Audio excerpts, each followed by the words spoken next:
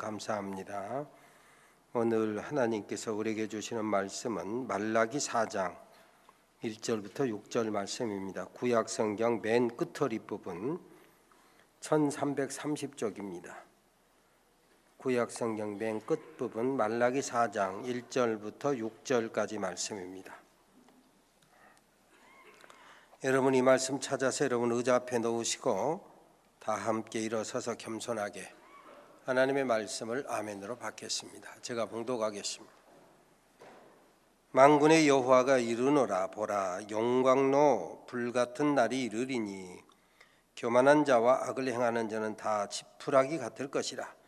그 이르는 날에 그들을 살라. 그 뿌리와 가지를 남기지 아니할 것이로되 내 이름을 경외하는 너희에게는 공의로운 해가 떠올라서 치료하는 광선을 비추리니 너희가 나가서 외양간에서 나온 송아지같이 뛰리라. 또 너희가 악인을 밟을 것이니 그들이 내가 정한 날에 너희 발바닥 밑에 재와 같으리라.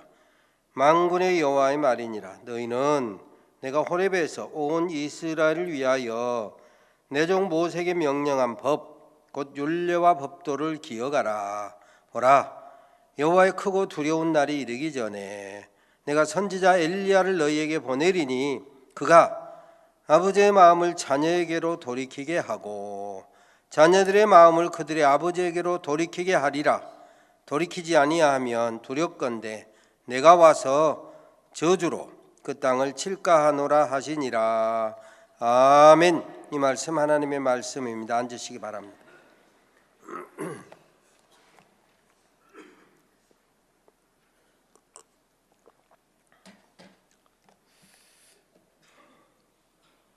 세계에서 가장 넓은 땅을 정복했던 징기스칸의 말 가운데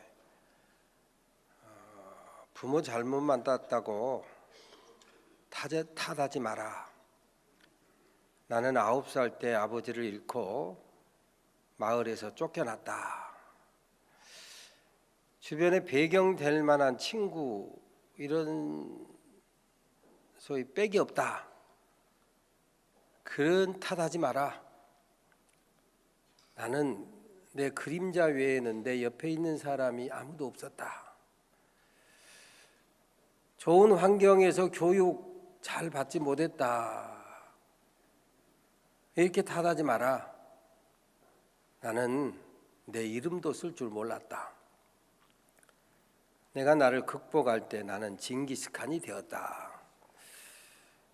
제가 적당히 붙여서 말했습니다마는 요즘 말로 하면 부모 잘 만나 태어난 금수저 아니라고 흙수저라고 너무 자주 하지 마라 이것입니다.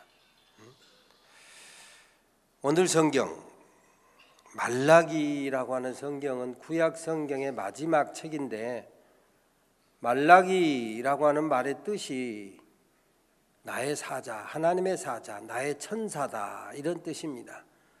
근데 말라기가 도대체 누군지 구체적으로 잘 알려져 있지 않습니다. 어떤 의미에서 이게 은혜고 이게 축복입니다. 누군지 몰라도 모세나 사무엘처럼 특별하게 뛰어난 사람 아니어도 이 말이에요. 그런 사람 아니어도 얼마든지 하나님의 사자, 하나님의 일꾼으로 부름받고 쓰임받을 수 있다라고 하는 것을 말해주고 있습니다.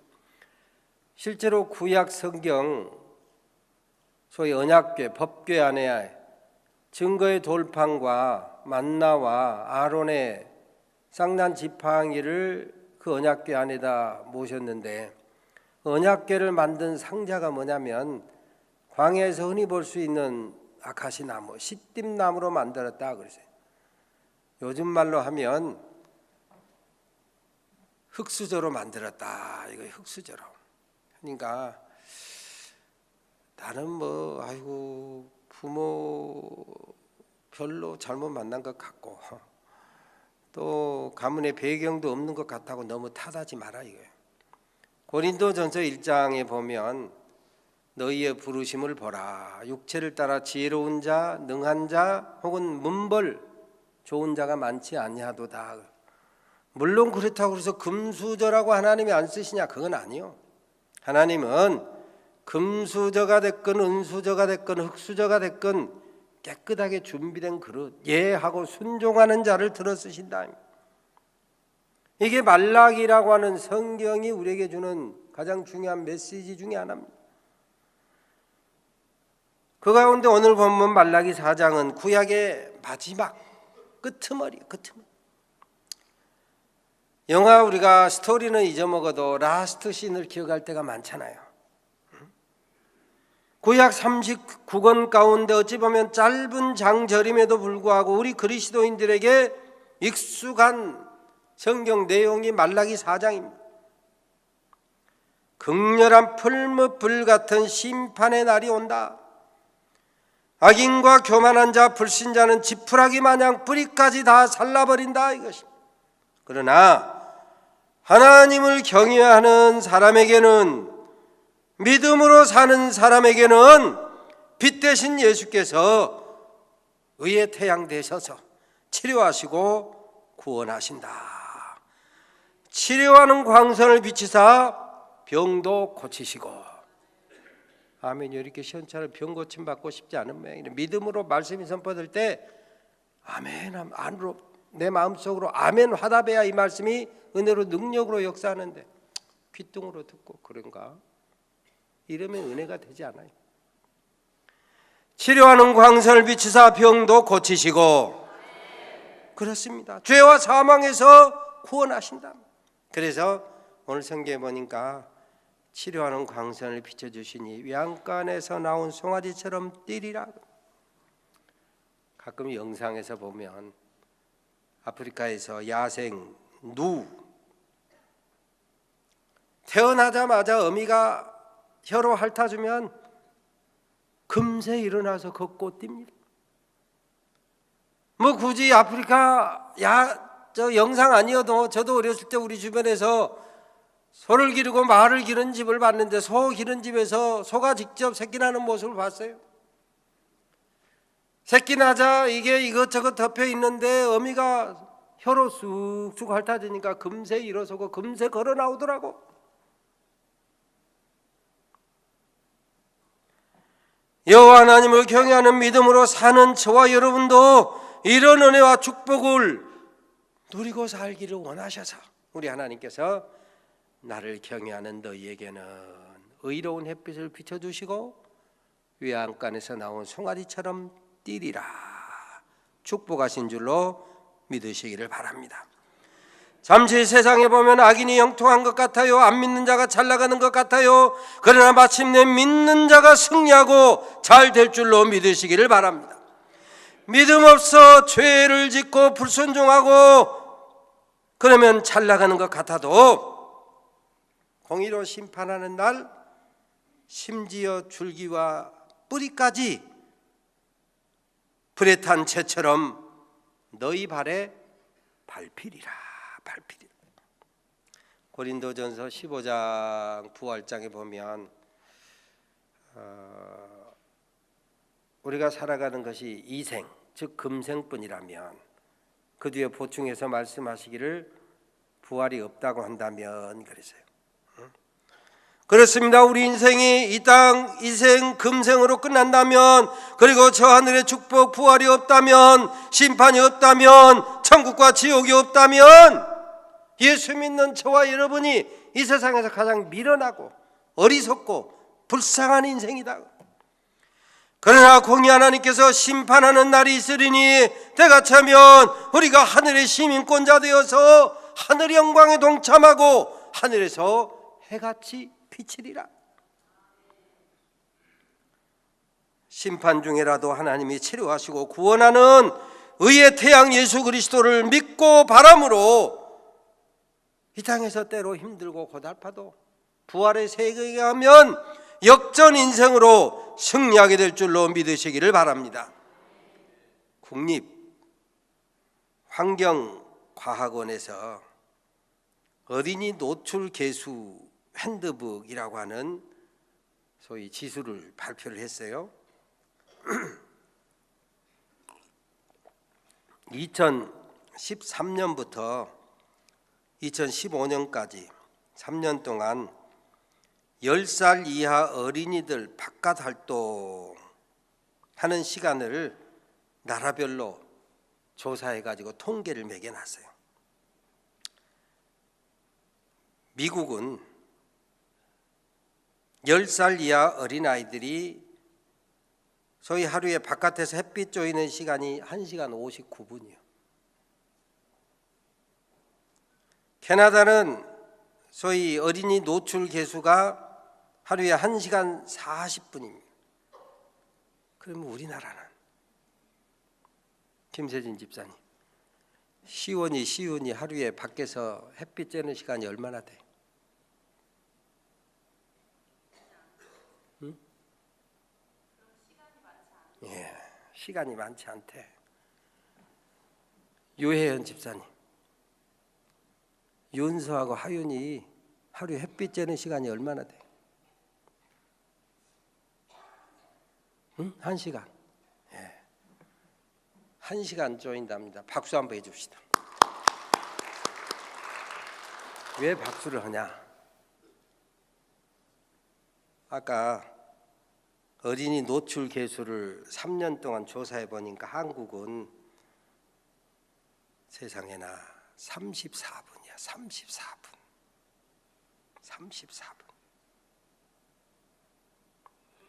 뭐 그냥 10살 이하의 어린아이들을 학원이다, 영어학원이다, 영어 유치원이다, 뭐 미술이다, 뭐이다 여기저기 학원 뺑뺑이 돌리느라고 밖에다 내놓을 시간이 없어.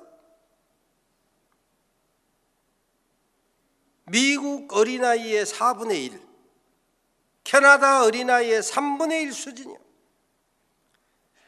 밝고 건강한 인생으로 자라야 될 어린아이들이 어릴 적부터 원천 차단되는 거예요. 여러분, 굳이 의사 아니어도 일조량이 감소, 햇빛 조금 받고 그러면 몸과 마음이 영향을 받아서 소위 세로토닌이라고 하는 신경 전달 물질이 감소해가지고 에너지가 부족하고 생화학 반응이 약하게 나타난다. 의사 아니어도 다 들어서 알고 있어요. 햇빛에 비타민 D가 많아 형성되는데 그것이 부족하면 우울증상. 그래서 극지방에 우리가 북유럽 행복지수가 높다고 그러는데 그건 국가 제도가 믿음으로 살면서 잘해서 그렇고, 그 사람들 겨울 같은데 햇빛이 너무 부족해가지고 우울증 환자가 막 늘어난다는 거예요. 남쪽 극지방도 마찬가지예요. 그런데 우리 한국은 주나추동 어쨌든 햇빛이 잘 비춰지고 있는데 한국 사람들 햇빛을 강도 보듯 해. 강도 보듯. 어쩌다 산에 가보면 모자 쓰고 얼굴 마스크 여기까지 다 올라 다 가려버려. 눈만 나와가지고 가끔 저기 형화순 권사냐 김영선 집사냐 알 수가 없어요. 내가 눈만 보고 알 수가 없잖아요. 햇빛을 강도 보듯 하고 그냥 전부 뒤집어 싸니까 화장은 뭐하러 하는지 모르겠어. 보여주려고 화장해놓고 다 가려버리니까. 마스크로 포장하는데 이게 사실은 엄밀하게 말하면 행복 차단제. 이게 행복 차단제. 우유 한 잔에 비타민 D가 100단위라고 한다면 반팔 입고 10분만 햇빛에 쪼이면 만이 생긴대요. 만. 하물며 뭐 그런 햇빛은 그렇다 치고 오늘 성경은 우리 주님을 의의 태양이다, 의의 햇빛이다, 의의 태양 예수님이라고 말씀하고 반복해서 성경은 말씀합니다. 예수를 바라보라. 의의 태양 예수를 바라보라. 여러분 눈을 들어서 의의 태양 예수께서 지금 여러분 눈앞에 높이 계신다고 한 45도 위를 한번 바라보세요. 예수를 바라. 한번 따라서 합니다. 예수를 바라보라. 예수를 바라보라. 예수를 바라보라. 아멘. 햇빛을 받는 것처럼 의의 태양 예수를 바라보라. 이거 예수를 뿐만 아니라 마음속에 예수를 모시고 예수를 깊이 생각하라. 반복해서 말씀합니다. 우리가 예수를 바라보고 예수를 생각할 때, 그리고 예수께서 우리의 심령에 비추시면 어둠이 물러가고 광명의 축복을 누리게 될 줄로 믿으시기를 바랍니다. 제가 가끔 설교하면서 반복해서 수시로 외친 말씀이 있어요. 고린도후서 4장에 보면 예수 그리스도 얼굴에 있는 하나님의 영광을 아는 빛을 우리 마음에 비추시니, 예수 그리스도 얼굴에 있는 하나님의 영광을 아는 빛을 우리의 심령에, 우리의 영혼에 비추시니, 그러니 바로 이 비춤을 받은 우리가 사방으로 쌈을 당하여도 쌓이지 아니하고, 답답한 일을 당하여도 낙심하지 아니하고, 왜? 예수 그리스도 얼굴에 있는 하나님의 영광을 아는 빛이 우리의 심령에 비치게 되니 말이요. 사방으로 쌈을 당하는 것 같은 그런 환경 조건에 놓인다고 할지라도 우리가 쌓이지 아니하고, 답답한 일을 당한다고 하여도 낙심하지 아니하고, 핍박을 당한다고 하여도 버림받지 아니하고, 거꾸로 뜨림을 당해도 망하지 아니한다. 왜요? 예수 그리스도 얼굴에 있는 하나님의 영광을 아는 빛이 우리 마음속에, 우리 영혼 속에 비치시니. 그렇습니다. 예수님의 생명이 우리 안에 역사하면 어둠이 물러가고 광명의 축복을 누리게 될 줄로 믿으시기를 바랍니다. 우리 시대의 사상가 중에 한 분이 신영복 선생인데, 얼마 전에 한나라 가셨는데, 이 사람 정말 억울하게 18년 동안 감옥살이 하지 않았습니까? 감옥살이 하면서 참 죄를 지어갖고 감옥살이 하면 그런가 보다 하는데, 억울하게 옥죄어가지고 감옥살이를 했는데, 이분이 그런 얘기를 했습니다. 내가 자살하지 않은 것은 햇빛 때문이었다. 억울한 것으로 생각하면 기가 막히고 펄쩍 뛸 일인데, 살 소망이 없는데 햇빛이 그를 치료해주고 햇빛이 그를 살게 해주었다. 의의 태양 예수 그리스도가 주는 치료와 구원 은총과 축복을 누리려면 어떻게 해야 되느냐? 오늘 본문 4절에 보니까 너희는, 앞에 그냥 불필요한 말을 떼어버리면, 모세가 명령한 법 곧 율례와 법도를 기억하라. 모세를 통해서 하나님께서 주신 하나님의 말씀을 기억하라 이거예요.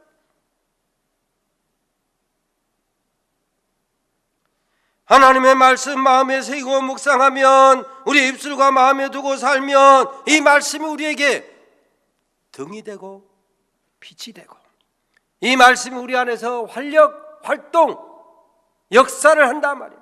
역사를.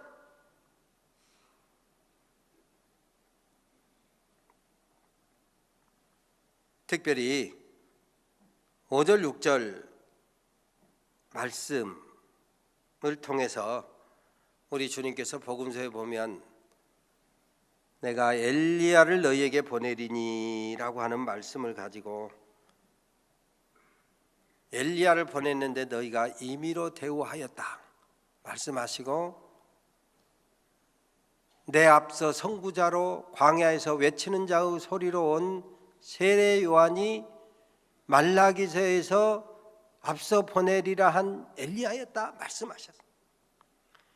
엘리야가 과연 먼저 왔을 때 너희가 문전박대하였느니라. 너희가 믿지 아니하고 듣지 아니하고 외면하였느니라. 문자주의에 갇힌 유대인들이 세례 요한이 엘리야인 것을 몰라봤어요. 임의로 취급했어요. 헤롯은 죄를 책망받고 감옥에 가두었다가 마침내 세례 요한의 목을 뱄어요. 성경은 예수께서 세례 요한에 대해서 이렇게 말씀하시니 그제서야 제자들이 말라기에 예언된 엘리야가 세례 요한인 것을 깨달으니라 이렇게 기록하고 있습니다. 선구자 세례 요한은 외쳤습니다. 회개하라 천국이 가까웠느니라. 바로 이 세례 요한의 책망 회개하라는 말씀에 아멘하고 돌이키면 영생할 줄로 믿으시기를 바랍니다. 기회 주실 때 회개하고 돌이키면 몸도 마음도 영혼도 유쾌하게 회복된다고 했어요. 사도행전 3장 19절에 보면 그러므로 너희가 회개하고 돌이켜 죄의 없이함을 받으라. 이같이 하면 너희 영혼도 마음도 정신도 육신도 유쾌하게 되는 날이 주 앞으로부터 이르리라. 그리스도 안에서 수건을 벗고 쓸데없는 것에 집착하지 아니하면 우리가 새로운 피조물이 되는. 그런데 유대인들은 수건을 벗지 못했어요. 문자주의에 얽매였어요.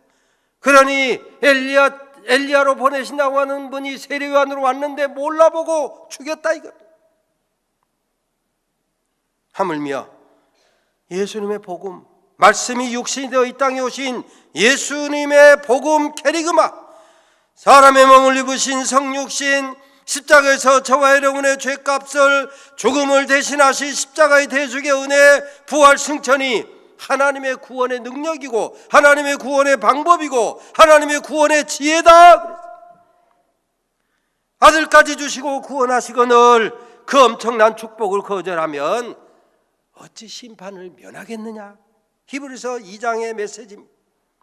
그러면서 모세의 법을 어긴 자도 보응을 받았거늘 하물며 마지막 계시 예수님의 십자가 대속이라고 하는 아들까지 내어주신 그 사랑 거절하면 어찌 심판을 면할 수 있겠느냐. 핑계할 수 없다. 유구무원할 수밖에 없다. 그러니 이제라도 돌이키라 이것입니다.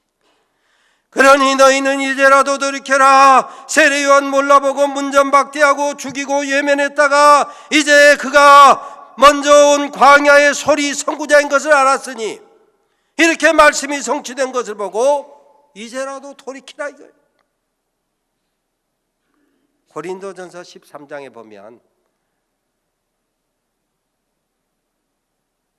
어렸을 때는 이것저것 모르다가 장성한 사람이 되어서는 아는 것처럼 지금은 희미해도 그때에는 사랑이 온전히 성취되고 주님의 사랑 속에 온전히 살게 되면 하늘의 영광에 온전히 동참하게 되면 그때에는 얼굴과 얼굴을 맞대보는 것처럼 온전히 알리라. 예수님의 십자가 대속이 은총이라고 하는 이 십자가의 도로 구원받은 이 하나님의 사랑의 확증. 로마서 5장 8절에 보면 우리가 아직 죄인 되었을 때 그리스도께서 우리를 위하여 죽으심으로 어디서 십자가에서 왜 대속 저와 여러분의 죄값을 치르셨다. 저와 여러분이 죽어야 될 자리 대신 죽으셨다. 그러면서 이것을 뭐라고 하냐. 하나님의 사랑의 확증이니라. 확증. 이보다 더 분명한 확실한 증거가 어디가 있느냐.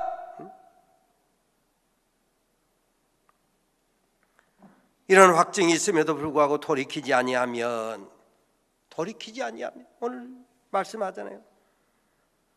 너희가 돌이키게 하리라. 돌이키지 아니하면 저주로 그 땅을 칠까 하노라 그랬죠. 기회를 줄 때 회개하고 순종하지 아니하면 징계 심판 피할 수가 없다 이것입니다. 세례 요한이 광야에 외치는 자의 소리로 와가지고 외쳤는데 심판을 면하고 생명을 얻으라고 회개하라 천국이 가까웠느니라 외쳤는데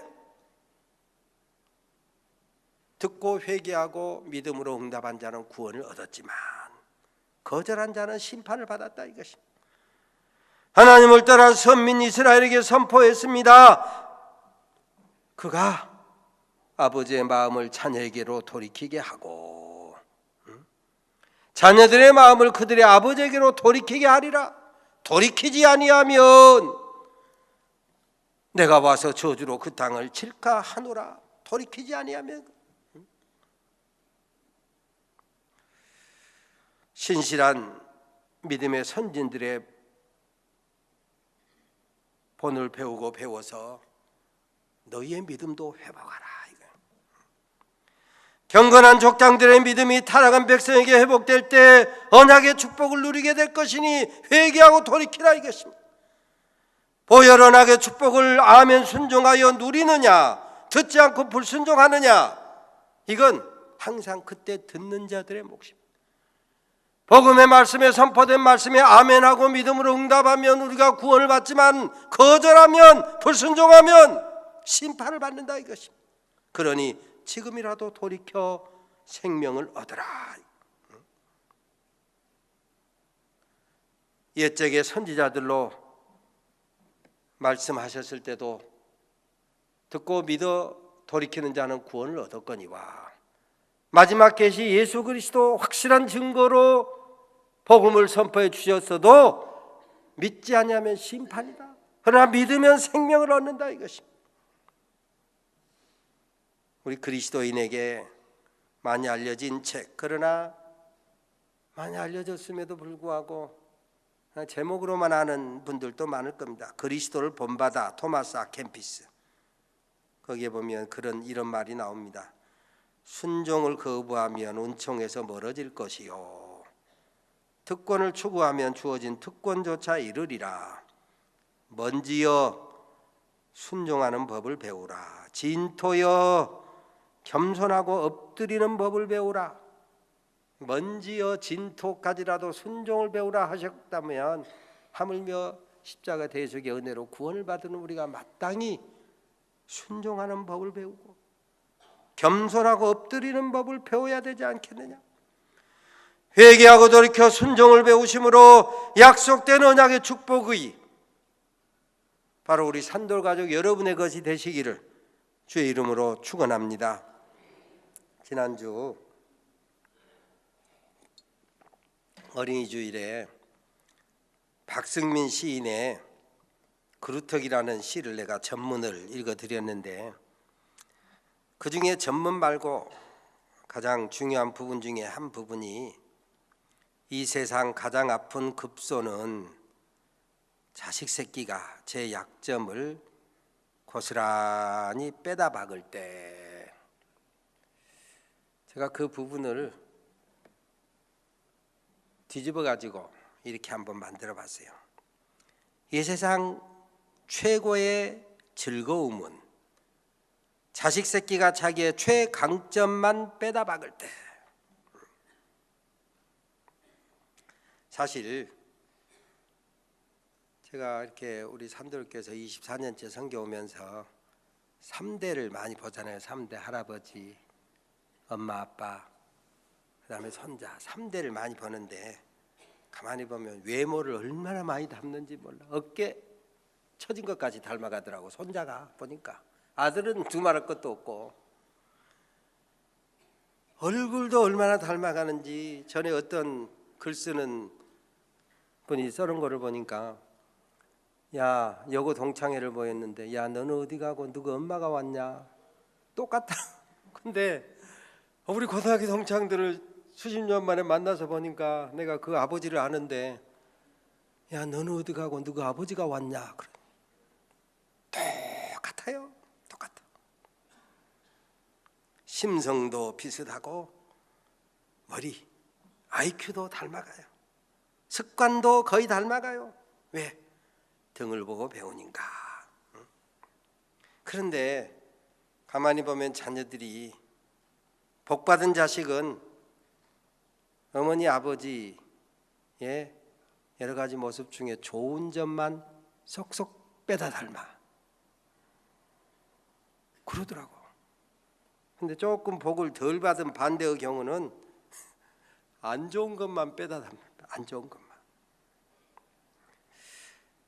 이제 그건 어쩔 수 없어요. DNA로 내가 조절할 수 있는 것도 아니잖아요. 그런데 또 이제 그거 이미 결정된 것 말고 복 받을 자식은 어머니 아버지가 다 온전할 수 있습니까? 아니잖아요.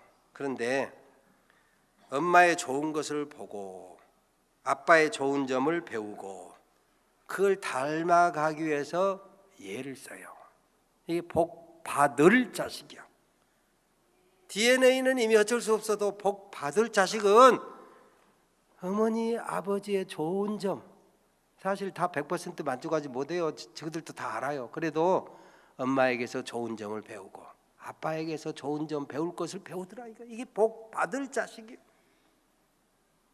반대로 복을 안 받을 자식들, 이거 보면 엄마에 대해서 아빠에 대해서 자기 마음에 안 맞는 거 욕하고 툴툴거리면서도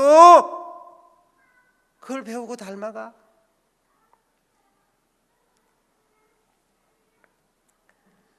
이제 제가 은퇴를 정하고 할 수만 있으면 책을 좀 덜 살라고 애를 쓰는데 그래도 잘 안 되는데, 아무튼 새 책 구입을 좀 자제하고 그동안 사두고 책꽂이만 넣어놨다가 읽지 않은 책을 아이고 돈값을 해야 되겠다 하고 찾아내서 읽는 중에 있는데, 그때 한번 사놓다가 못 봤던 책 중에 하나가 아버지 당신은 카피되고 있습니다는 캠필드라고 하는 사람이 쓴 책을 얼마 전에 봤어요. 보니까 늘 제가 여러분에게 말씀드린 것처럼 자식은 부모의 등을 보고 배운다. 카피되고 있단 말이에요. 카피되고.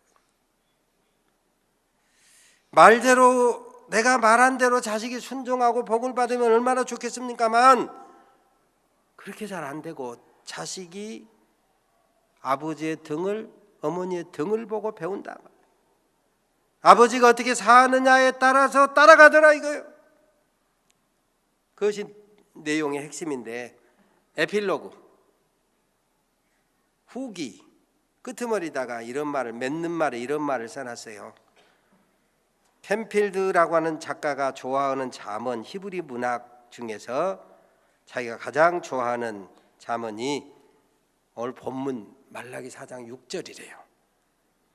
그가 아버지의 마음을 자녀에게로 돌이키게 하고 자녀들의 마음을 그들의 아버지에게로 돌이키게 하리라. 그러면서 카피되고 있으니 부모 자식지간에, 부자지간에, 모녀지간에, 부녀지간에, 모자지간에 소통하라 이거예요. 소통. 이 소통으로 이 사람은 보는 거예요. 우리는 성경을 읽으면서 우리 믿는 사람들은 성경 속에서 예수님을 늘 의식하며 읽습니다. 그러잖아요. 실제로 우리 주님께서 말씀하시기를 너희가 성경에서 영생을 얻는 줄 생각하고 이 성경을 상고하거니와 이 성경이 내게 대하여 증거하는 것이다. 그러니 우리가 성경, 예수님 빼고 성경 읽을 수 없어요. 그런데 예수님 빼고 성경 읽어도 얼마든지 좋은 말씀이 된다 이거예요. 당연히 넣어서 읽어야 되지만 여기 말씀한 것처럼 아비의 마음을 자녀에게로, 자녀의 마음을 그들의 아비에게로 돌이키게 하리라. 소통이 너무너무 중요하다. 단순하게 읽어도 너무너무 큰 축복이 된다 이거예요. 부모 자식 간에 소위 통하는 마음이 없으면 늘 갈등이 얼마나 많습니까? 근데 돌아오게 하리라. 자녀를 아비에게로 돌아오게, 효하게, 순종하게 하리라 이거예요. 아버지 그 자식과 마음으로 관계를 맺고 소통을 해야 된다. 왜? 자식이 아버지를 카피, 복사, 닮아가니까. 아버지 노릇 잘하는 아버지들의 공통점은 하늘에 계신 아버지와 영으로 교제하는 아버지들이에요. 대부분 보면. 그래서 아버지의 믿음이 자식에게로 대물림되는 거예요. 어찌 아버지뿐이겠습니까? 어머니의 믿음도, 외할머니의 믿음도.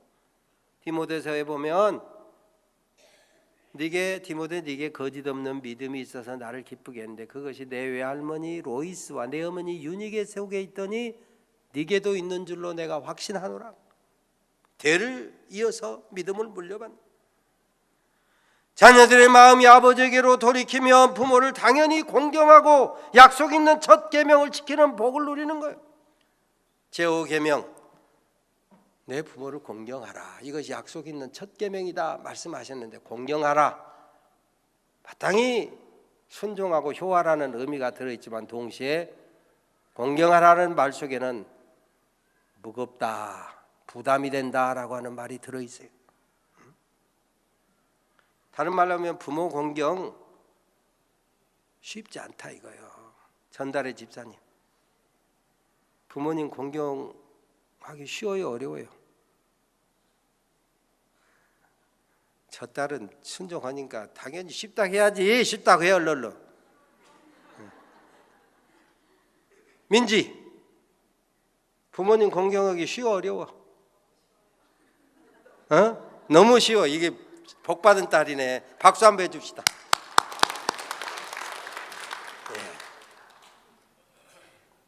제5계명 너희 부모를 공경하라. 이것이 약속 있는 첫 계명이니 우리 믿음으로 사니까 기쁘고 즐겁게 하는 건데, 이 성경은 부모 공경이 쉽지 않다. 거룩한 부담감을 가지고 해라. 힘들어도 순종하라. 무거운 부담감을 지고 효하고 공경하라 이거요. 어떤 의미에서 무겁게 짊어지듯 순종하고 효하라. 부담될 만큼 감당하라. 그것이 약속 있는 축복을, 아무 부담 없이 부모 공경 불가능해요. 립서비스는 할 수 있지. 립서비스는. 그러나 진실로 공경하는 것은 부담감 없이 불가능하다. 이 말씀을 준비하면서 내 자신을 돌아보니까 부담감 있게 하려고 하기도 전에 그냥 빨리들 가셔버렸어.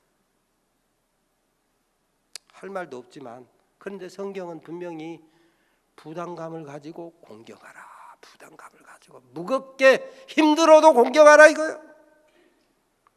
그렇습니다. 가볍게 여기고는 쉽게 여기고는 쉽지 않습니다. 오늘 어버이 주일인데 오늘 이 말씀에 비춰보면 돌이키라 그러잖아요. 이제라도 돌이키라. 지금부터라도 돌이켜라.